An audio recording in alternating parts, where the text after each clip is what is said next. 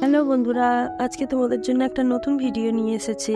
আজ তোমাদের গাছের রিপোর্টিং করে দেখাবো। রিপোর্টিং করার জন্য আমি এখানে কিন্তু দুরকম জিনিস নিয়ে নিয়েছি। এক হচ্ছে পটিং মিডিয়া আর এক হচ্ছে পাতা পচা সার। রিপোর্টিং করার জন্য গাছ তো অবশ্যই লাগবে, তো আমি এখানে 3 রকমের গাছ নিয়ে নিয়েছি। পিঙ্ক কাঁঠালের গাছ, কালাপাতি সবেদার গাছ আর কুল গাছ।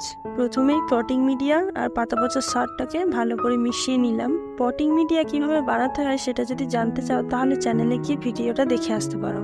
আর পাতা পচা সার কিভাবে তৈরি করতে হয় সেটা চ্যানেলে খুব তাড়াতাড়ি আসবে, তার জন্য কিন্তু চ্যানেলটাকে মনে করে সাবস্ক্রাইব করতে হবে। এরপর আমি 20 লিটারের একটা হাফ ড্রাম নিয়ে নিচ্ছি। ড্রেনেজ সিস্টেমটা ভালো করার জন্য ড্রামের তলায় এরকম অবশ্যই ফুটো করে নিতে হবে। এই ফুটোগুলোর উপরে পাতলা কোনো ইটের টুকরো দিতে কিন্তু ভুলবে না, যাতে টবের অতিরিক্ত জলটা খুব সহজেই বেরিয়ে যেতে